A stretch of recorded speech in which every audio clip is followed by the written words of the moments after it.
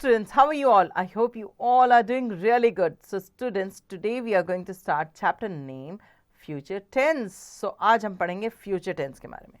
हमने इससे previous classes में previous chapters के बारे में पढ़ा था जो थे present tense, past tense. अब हम बात करेंगे आने वाले कल की. हमने बात कर ली प्रेजेंट टेंस मतलब अभी के समय की, पास्ट टेंस जो हमारा समय बीत चुका है, और फ्यूचर जो हमारा आने वाला समय है. सो आने वाले समय को अगर हमें बताना है कि कल मैं ये काम करने जाऊंगा तो ये सेंटेंस मैं हिंदी से इंग्लिश में कैसे लिखूंगी. इसको लिखने के लिए इसका कुछ फॉर्मूलाज है, कुछ तरीका है जो हम इस चैप्टर में पढ़ेंगे, समझेंगे और उसके बाद हमारे सेंटेंस फॉर्मेशन शुरू करेंगे. चलिए शुरू करते हैं. Read the following sentence. We shall go to the school. We shall go to school. Number 2 पे है he will leave for Kolkata on Thursday and they will go to Meerut. वह स्कूल जाएगा. We shall go to school, हमें school जाना चाहिए. He will leave for Kolkata on Thursday, वो कोलकाता के लिए थर्सडे को चला जाएगा. And they will go to Meerut, और ये जो है ये मेरठ जाएंगे. तो सब जाएंगे. अभी कुछ काम हुआ नहीं है, कुछ काम ख़त्म नहीं हुआ है, कुछ काम चल नहीं रहा है. ये सब चीज़ें आगे आने वाली हैं फ्यूचर में. In the above sentences, shall go, will leave and will go refer to future action. We use the future tense for action that have not happened yet but are going to happen in the future. So हम future tense का इस्तेमाल, हम इस चीज़ का इस्तेमाल इसलिए करते हैं ताकि हम वो actions के बारे में बता सकें जो चीज़ अभी हुई नहीं है, ना घटी है ना हुई है, जो आगे होने वाली है उनके लिए. Remember, to form the future tense, the verb shall and will are used at the helping verb or auxiliary verb.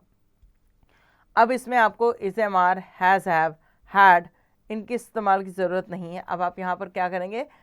shall और will का इस्तेमाल करेंगे. किसका इस्तेमाल करेंगे? shall और will का इस्तेमाल करेंगे. So जो future tense में जब भी हम sentences बनाएंगे तो अब हम इसमें shall और will का इस्तेमाल करेंगे. ठीक है. इट्स वेरी इजी कि आपको इज, एम, आर नहीं यूज़ करना, हैज़ यूज़ नहीं करना, हैड यूज़ नहीं करना. आगे इसके पार्टिसिपल फॉर्म में हम हैव का इस्तेमाल करेंगे, मगर उससे पहले भी हमें इसमें विल और शैल को यूज़ करना पड़ेगा. Okay, now future indefinite tense. Present indefinite, past indefinite, अब future indefinite. So future indefinite का फॉर्मेशन किस तरह से होता है? To frame a sentence in the simple future tense, we use the first form or the base form of the verb. We use the helping verb shall with I and we, and we use the helping verb will with the subject of the second and the third person. Okay, so यहाँ पर बताया गया है कि future का जो sentence है उसको अगर आपको सिंपल फ्यूचर के जो सेंटेंस है अगर उसको आपको बनाना है तो आप उसमें वर्ब की फर्स्ट फॉर्म का इस्तेमाल करेंगे जैसे हम प्रेजेंट में कर रहे थे. उसके बाद आप आई और वी के साथ शैल का इस्तेमाल करेंगे, और बाकी जो कुछ भी है ही, शी, इट, दे और जितने भी प्लूरल हैं, सिंगुलर हैं, उन सब के साथ आप विल का इस्तेमाल करेंगे. आप चाहें तो विल का इस्तेमाल आई और शैल के साथ भी आई और वी के साथ भी कर सकते हैं. शैल जो है वो इतना कंपलसरी नहीं है, बट यहाँ लिखा है तो हम शैल का इस्तेमाल करेंगे आई और वी के साथ. Okay, for example, I shall do my homework after dinner. We use the helping verb will with the subject of the second and the third person. तो यहाँ पर आपको बताया कि विल का इस्तेमाल आप ही, शी, इट, दे और इसके बाद यू, उसके बाद आपके पास जितने भी सिंगुलर या प्लूरल नाउन या प्रोनाउंस आ रहे हैं उन सब के साथ आप कर सकते हैं विल का इस्तेमाल. ठीक है. यहाँ शेल का इस्तेमाल जो है वो आई और वी के साथ दिया है, इसलिए हम यहाँ पर शेल का इस्तेमाल जो है वो करेंगे आई और वी के साथ. यूजुअली हम आई और वी के साथ विल का इस्तेमाल भी कर सकते हैं. For example, the workers will finish the job next week. Number 2, I shall do my homework after dinner. Number 3, he will return this afternoon. Number 4, they will give you a present. So यहाँ आपने देखा कि I के साथ shall का इस्तेमाल किया गया था, बाकी जितनी भी चीज़ें हैं उन सब के साथ will का इस्तेमाल किया गया. वर्ब की फर्स्ट फॉर्म ही लगी है, सब्जेक्ट और ऑब्जेक्ट के साथ इन्हें कंप्लीट किया गया. Shall and will. In normal context, shall is used with the first person I and we, and will is used with the second and third person. Will is used with the first person to express promise or determination. So हम इसमें बताया गया कि जो first person है आई और we, उसके साथ हम shall का इस्तेमाल करते हैं, मगर will का इस्तेमाल भी कर सकते हैं जब हमें एक्सप्रेस करना हो कोई प्रॉमिस या डिटर्मिनेशन कि मैं ये काम कर सकता हूँ, तो हम उसमें will का इस्तेमाल भी कर सकते हैं. बाकी विल जो है वो बाकी हर जगह second person, third person, singular, plural सबके साथ लगता है.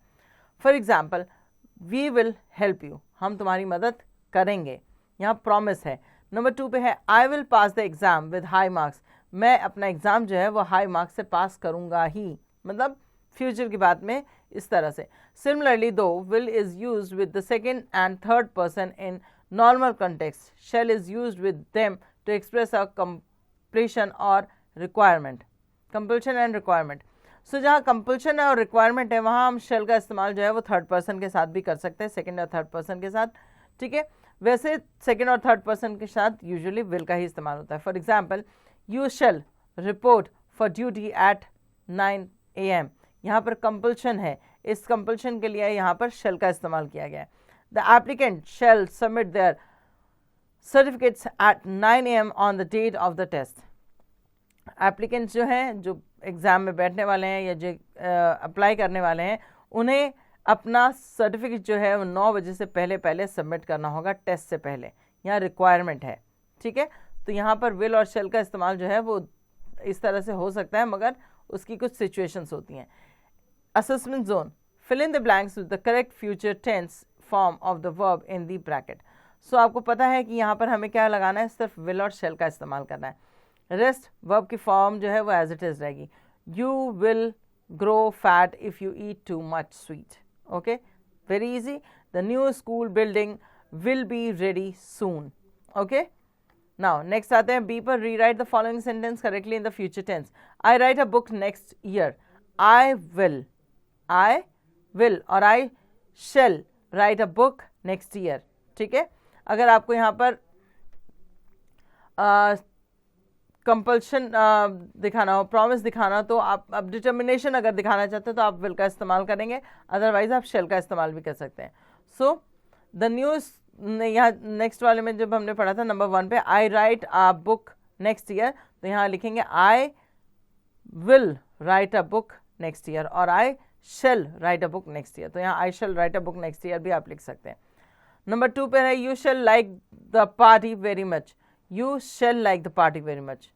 So you will like the party very much. ठीक है, यहाँ पर यू के साथ हमने शेल का इस्तेमाल तब किया था जब कंपल्शन हो, बट यहाँ कंपल्शन नहीं, हमें फ्यूचर टेंस में से कन्वर्ट करना है, तो हम यहाँ विल का इस्तेमाल कर लेंगे. ओके, नेक्स्ट आते हैं फ्यूचर कॉन्टिन्यूस टेंस पे. फ्यूचर कॉन्टिन्यूस टेंस जैसे बाकी पास्ट और प्रेजेंट में वर्ब की फॉर्म के साथ हम आईएनजी लगा रहे थे, यहाँ पर भी हम वर्ब की फॉर्म के साथ आईएनजी लगाएंगे. विल और शेल का इस्तेमाल इसमें हो ही रहा था, इसके साथ हम बी और ऐड करेंगे, विल बी और shall be. Okay, now to frame a sentence in the future continuous tense, we use the first form of the verb and add ing to it. We put be just after the helping verb will or shall. Okay, we put be just after the helping verb will or shall, जैसे मैंने आपको बताया. For example, he will be playing cricket tomorrow.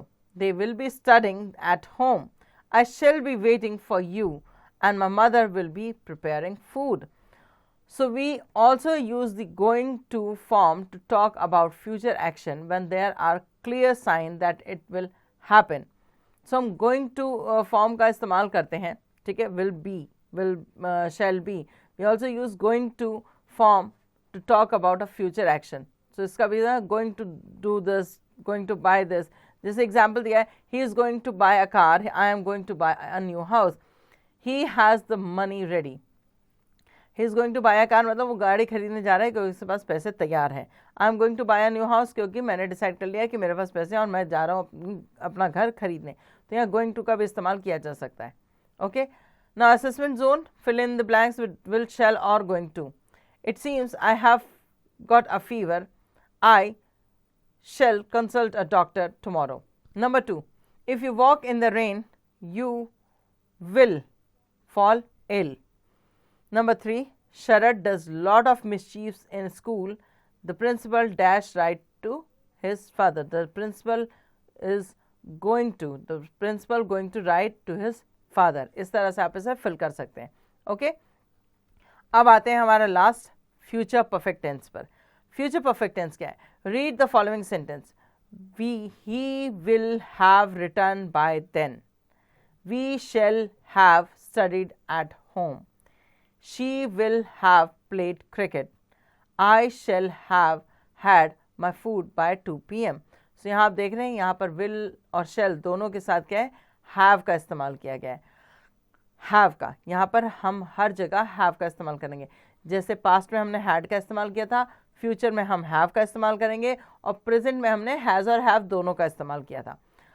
तो in the above sentence the colored verbs will have written, shall have studied, will have played and shall have had show that the action will be completed before some point of time in the future.